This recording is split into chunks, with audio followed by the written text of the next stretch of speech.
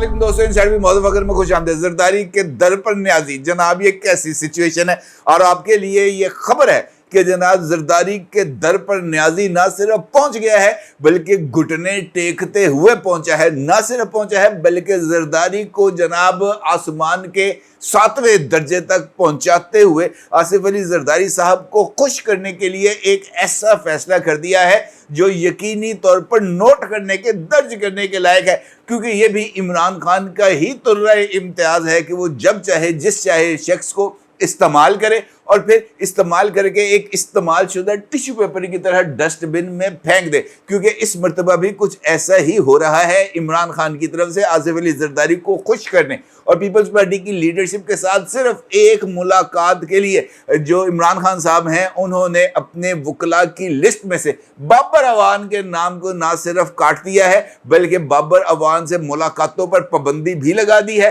और जेल इंतजामिया को जो लिस्ट भिजवाई गई है उसमें बतौर खास इस बात का जिक्र किया कि बाबर अवान में मिलना और बाबर अवान से जो फासला है वो इस वजह से बढ़ने के इम्कानात पैदा हुए हैं कि बाबर अवान को आसिफ अली जरदारी साहब पसंद नहीं करते और बाबर अवान की पाकिस्तान तहरीक इंसाफ में मौजूदगी के सबब इमरान खान के साथ किसी तरह की कोई डायलॉग का इम्कान नहीं है। अब चूंकि इस वक्त इमरान खान को ज़रूरत है आसिफ अली जरदारी की और आसिफ अली जरदारी के मौक़िफ़ की या आसिफ अली जरदारी की सपोर्ट की एक पॉलिटिकल बैलेंस को क्रिएट करने के लिए, लिहाजा इमरान अहमद खान नियाज़ी साहब मजबूर है कि वो दर जरदारी के ऊपर ना सिर्फ हाज़िरी दें, मत्था टेकें, घुटनों के बल जाएं, उसकी पोशाक को चूमें, उसके हाथों को चूमें और उसके बाद जनाब जो है ना एक जरदारी सब पर भारी है कि नारे लगाएं। आप कहेंगे जनाब ये क्या सिचुएशन बन रही है, ये एमी खाम मैं आपके साथ हवा में बात नहीं कर रहा। क्योंकि पाकिस्तान तहरीक इंसाफ ने ऑफिशियली इस बात की अनाउंसमेंट की है। ये जो दोनों बातें मैं आपको बता रहा हूँ, दोनों बातों की जो है पाकिस्तान तहरीक इंसाफ की तरफ से ऑफिशियली सरकारी सतह पर तहरीरी तौर पर इस बात का जिक्र किया गया है। ये वकला की लिस्ट है जो इस वक्त आप अपनी स्क्रीन पर देख सकते हैं और इस लिस्ट में ना सिर्फ बाबर अवान के नाम को ख़त्म किया गया है बल्कि पंचोता बरादरान के ऊपर भी कांटा लगा दिया गया है। क्योंकि वो भी अब अपनी हद से तजावुज़ करते हुए इमरान खान को या बाकी पाकिस्तान तहरीक इंसाफ की लीडरशिप को ओवरलैप करते हुए नज़र आ रहे थे। और ख़ास तौर पर इमरान खान के लिए वो शख्सियत बहुत ही ज़्यादा जिसे हम कह सकते हैं करीब होती है, जो बदजुबान हो, बद तहजीब हो, उजड़ हो या हाथों छोट हो। लिहाजा वो तमाम लोग इसके अंदर मौजूद हैं। अलबत्ता इस लिस्ट के सामने आने से एक और चीज़ नज़र आ रही है कि अब इमरान खान अपनी जो जिसे हम कह सकते हैं कि वो तमाम मुकदमात जो इस वक्त इमरान खान के लिए मुसीबत का सबब बने हैं, इसको इमरान खान साहब टेक्निकल चलाने की बजाय मेरिट के ऊपर चलाने पर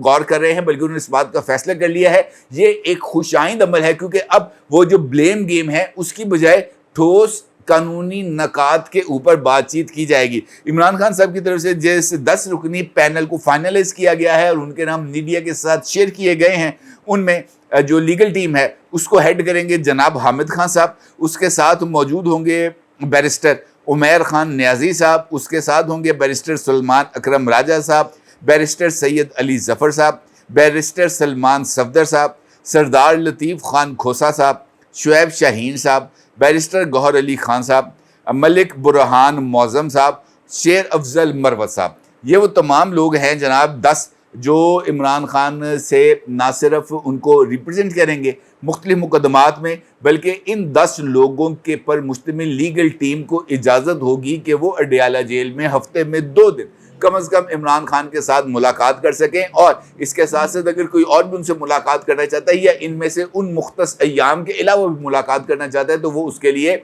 इजाज़त लेगा स्पेशल कोर्ट से और उसके बाद वो इमरान खान साहब से मुलाकात कर सकेगा।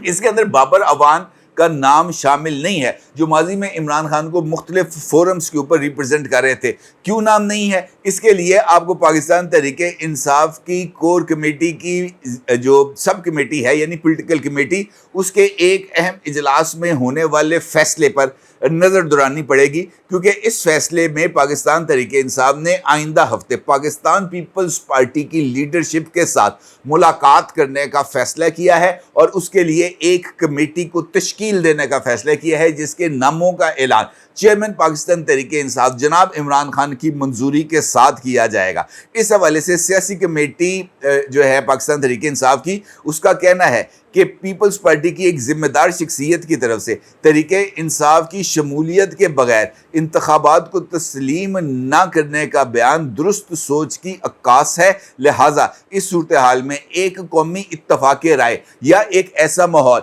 जिसमें तमाम सियासी जमातों को इंतखाबी अमल में हिस्सा लेने की इजाज़त हो, आज़ादी हो, उस मौक़िफ़ की हम हमायत करते हैं और शहरी रहमान साहिबा की तरफ से जो ये मुतालबा किया गया था उस मुतालबे को भी इंडोर्स करते हैं और इजहार यकजहती के लिए पाकिस्तान पीपल्स पार्टी के इस रवैये का खैर मकदम भी करते हैं। और इसके साथ साथ पाकिस्तान तहरीक इंसाफ ने जो है फैसला किया है पॉलिटिकल फोर्सेस के साथ राब्तों का, उसको इंडोर्स भी करते हैं और अब वो जनाब पाकिस्तान पीपल्स पार्टी के साथ अनकरीब मुलाकात भी करेंगे और इम्कान ये जाहिर किया जा रहा है कि अगले चंद रोज़ में ये मुलाकात हो सकती है। और उसके लिए जो बिलावल हाउस इस्लामाबाद है वहाँ पर आसिफ अली जरदारी साहब के साथ ये जो डेलीगेशन है पीटीआई का ये मुलाकात करेगा, या ये मुलाकात इस्लामाबाद में होगी या मुलाकात ये कराची पर होगी, depends on the availability of Asif Ali Zardari साहब, और उसके मुताबिक इस शेड्यूल को तय किया जाएगा। इसका मतलब ये है कि मौलाना फजलुर रहमान साहब के बाद आसिफ अली जरदारी साहब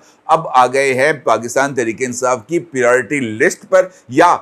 वो जो पहला माहौल बन रहा था माइनस पीटीआई और एक नया ग्रुप निकालने का, उसका तोड़ इमरान खान साहब ने आसिफ अली जरदारी साहब के साथ राब्तों को बहाल करते हुए किया है और इस बात का तासुर देने की कोशिश की है कि जनाब नवाज शरीफ के मुकाबले में हम एक नया पॉलिटिकल अलाइंस बनाने की पोजीशन में हैं और इसमें पीपल्स पार्टी हमारे साथ मौजूद होगी। और ये एक बड़ी ही एक टेक्टिकल गेम है जो इमरान खान साहब की तरफ से खेली गई है। कतई नज़र ये गेम कामयाब होगी या नहीं होगी, ये कार्ड खेलना ही अपने अंदर बहुत ज़्यादा अहमियत का हामिल है और इस कार्ड को खेलने के लिए अपने करीबी साथी बाबर अवान की कुर्बानी देना भी इमरान खान साहब को ही शोभा देता है, क्योंकि इसके अलावा ये काम कोई और नहीं कर सकता था। अब इसके साथ जो इम्पॉर्टेंट पेशरफ्त है, जिस तरीके से मैंने आपसे गुजारिश की कि एक जानिब इमरान खान साहब इस हवाले से मामलात को आगे बढ़ा रहे हैं और एक पॉलिटिकल डायलॉग की कैफियत को बरकरार रखना चाहते हैं, दूसरी जानिब इमरान खान अदालतों के अंदर भी एक नए घनौने खेल का आगाज़ करने जा रहे हैं और उसके लिए भी एक राब्ता किया गया है जनाब मज़ाहर अली अकबर नकवी साहब के साथ। अब इस हवाले से जो राब्ता किया गया है जनाब मज़ाहर अली अकबर नकवी के साथ, उसमें ये उनको तजवीज़ पेश की गई है कि जनाब ये जो हालात हैं इससे बाहर निकलने का सिर्फ एक तरीका है कि आप स्टैंड ले लें, आप खड़े हो जाएं और मौक़िफ़ इख्तियार करें इस सुप्रीम जुडिशल काउंसिल के इजलास में कि जनाब ये जो मुझ पर इल्ज़ामात आयद किए गए हैं इसकी प्रॉपर स्क्रूटनी की जाए और उनके असासों पर बहस की जाए। FBI, रजिस्ट्रार, सिविल ब्यूरोक्रेसी और एस्टैब्लिशमेंट को बुलाकर इन असासों की तस्दीक की जाए और इस पूरी के पूरे टेन्योर में जब मज़ाहर अली अकबर नकवी साहब इस केस को प्लीड कर रहे हों तो पहले वो इस बात की कोशिश करें कि उनकी राह हमवार हो जाए अपने फेलो जजेस के साथ, और अगर उनको इस बात का इम्कान नज़र आए कि इस तरह की सूरत हाल बनती हुई नज़र नहीं आती तो फिर वो नहीं कहते मर जाएं, डट जाएं, लड़ जाएं, हर तरह का हरबा इस्तेमाल करें और अदलिया के अंदर नफाक को क्रिएट करने की कोशिश करें और इस तरह का तासुर देने की कोशिश करें कि पाकिस्तान तहरीक इंसाफ के लिए जो है 90 दिन में इंतखाबात कराने का एक नोट जो इजाजुल एहसन साहब के साथ बेंच में मौजूद होते हुए मज़ाहर अली अकबर नकवी साहब ने वो जो CCPO लाहौर नहीं थे गुलाम महमूद डोगर साहब, उनके ट्रांसफ़र केस के अंदर दिया था, इस वक्त उनको जिन मुसीबतों का सामना करना पड़ रहा है वो सिर्फ उस एक नोट के वजह से है जो मज़ाहर अली अकबर नकवी ने लिखा था इजाजुल एहसन साहब को, और इजाजुल एहसन साहब ने उसको इंडोर्स करते हुए उस वक्त के चीफ जस्टिस जनाब उमर अता बंदयाल साहब को भिजवा दिया था, जिसके बाद ये एक सारी सिचुएशन क्रिएट हुई थी और 14 मई को इंतखाबात कराने का ऐलान हुआ था पंजाब के अंदर, लेकिन वो इलेक्शंस नहीं हो पाए थे। इसका मतलब ये है कि दो तरफा ये जो इमरान खान साहब जो है वो इस वक्त सियासत कर रहे हैं। एक जानिब वो اس موقع سے فائدہ اٹھانا چاہتے ہیں کہ اگر اس طرح کا ماحول بن جائے جہاں پر نواز شریف کی موجودگی ہو اور وہاں پر پیپلز پارٹی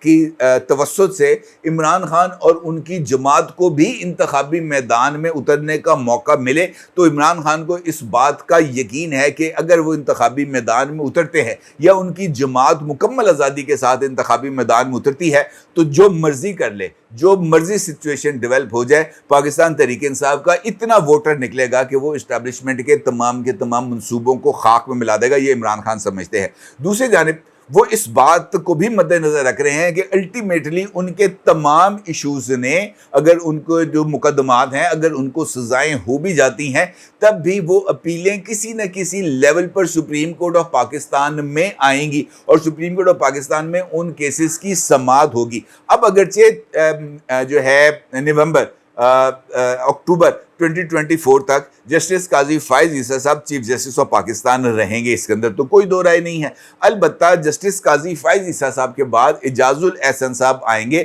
اور وہ چیف جسٹس رہیں گے، وہ بھی تقریباً کوئی 1 سال کے قریب چیف جسٹس آف پاکستان رہیں گے۔ عمران خان صاحب کی یہ یقینی طور پر خواہش ہوگی کہ یہ والا جو ٹائم باقی رہ گیا ہے 11 مہینے کا جسٹس قاضی فائز عیسیٰ صاحب کا، اس دوران عمران خان صاحب کی جو اپیلیں ہیں وہ سپریم کورٹ آف پاکستان میں نہ آئیں، اور اس دوران ان کے جو کیسز ہیں وہ سول کورٹ، سیشن کورٹ اور ہائی کورٹس کے اندر ہی رہے، یہاں پر اپیل وہ کھیلتے رہے، اور ان کے جو کیسز ہیں وہ اس وقت پہنچے سپریم کورٹ آف پاکستان میں جب یا تو جسٹس قاضی فائز عیسیٰ صاحب کے جانے کا ٹائم ہو یا جسٹس مظہر علی اکبر نقوی صاحب جیسے نگین عدالت کے اندر موجود ہوں، اور اس کے لیے جسٹس مظہر علی اکبر نقوی صاحب کا اپنے کارڈز کو کھیلنا بہت زیادہ ضروری ہے، جس کو کھیلتے ہوئے وہ عدلیہ کے اندر تضاد کو بھی اجاگر کر سکتے ہیں، عدلیہ میں موجود تقسیم کو بھی اجاگر کر سکتے ہیں، اور اس کے ساتھ ساتھ وہ اپنے لیے وہ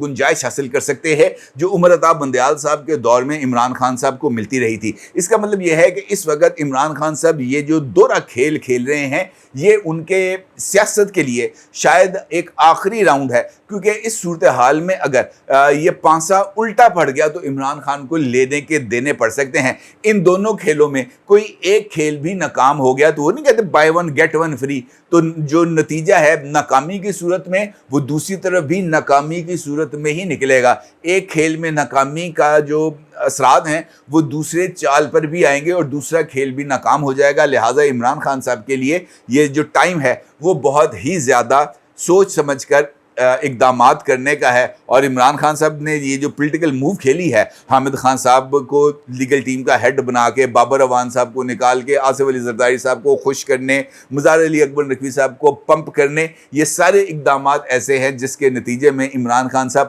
وہ ٹارگٹ اچیو کرنا چاہتے ہیں جو شاید بظاہر اس وقت عمران خان کے لیے مشکل نظر آ رہا ہے۔ اپنے اگر ضرور اظہار کیجیے گا۔ آپ کا بہت شکریہ۔ اللہ حافظ۔